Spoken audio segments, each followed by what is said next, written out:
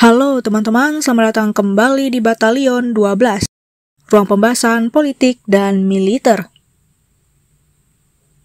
Jagoan baru Armada Laut TNI AL, sukses bikin Australia ngebut perbanyak kapal perang.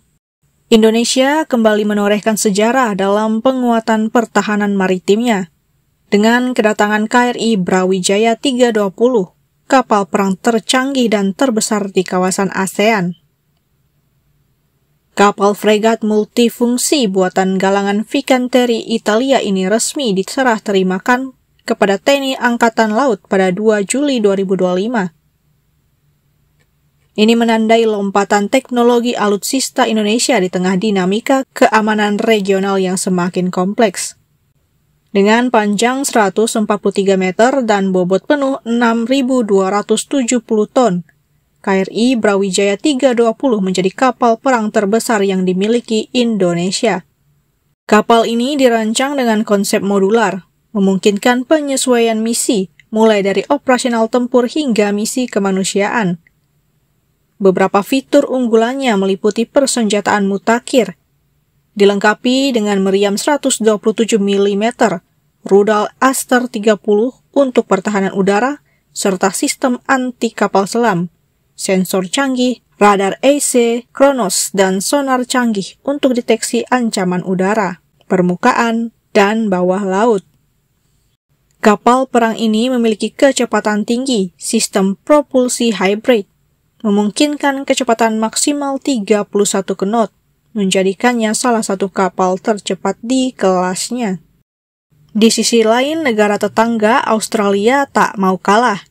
Kedatangan KRI Brawijaya sontak memaksa Australia melakukan percepatan pengadaan 11 kapal perang fregat kelas Mogami asal Jepang, dengan kesepakatan senilai 10 miliar dolar untuk menggantikan armada yang sudah usang. Australia juga mengumumkan akan menggandakan armada tempurnya menjadi 26 kapal perang dalam 1 dekade mendatang, untuk membentuk angkatan laut terbesarnya sejak Perang Dunia Kedua.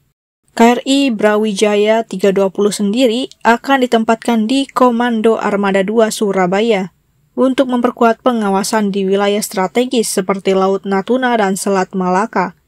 Kapal ini juga menjadi bagian dari perisai Trisula Nusantara, kebijakan pertahanan maritim Indonesia untuk menghadapi tantangan keamanan multidimensi. Kehadiran KRI Brawijaya 320 sejalan dengan visi Presiden Prabowo Subianto dalam memperkuat postur pertahanan berbasis teknologi tinggi.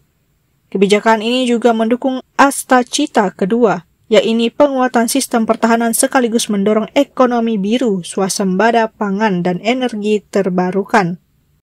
Meski menjadi lompatan besar, pengadaan KRI Brawijaya 320 menyisakan tantangan, terutama dalam transfer teknologi.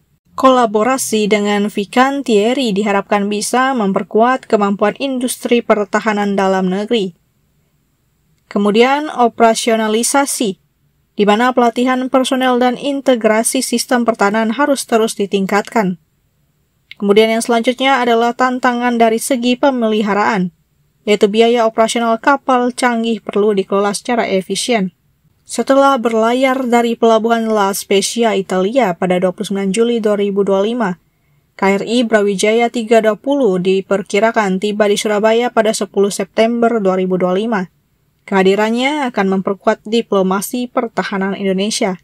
KRI Brawijaya 320 bukan hanya sekedar tambahan armada, melainkan simbol kemandirian dan kedaulatan maritim Indonesia. Dengan dukungan kebijakan yang tepat, kapal ini diharapkan menjadi pionir dalam percepatan modernisasi TNI Angkatan Laut, sekaligus mendorong Indonesia sebagai poros maritim dunia yang disegani. Bagaimana pendapat Sobat Batalion 12? Coba tulis di kolom komentar.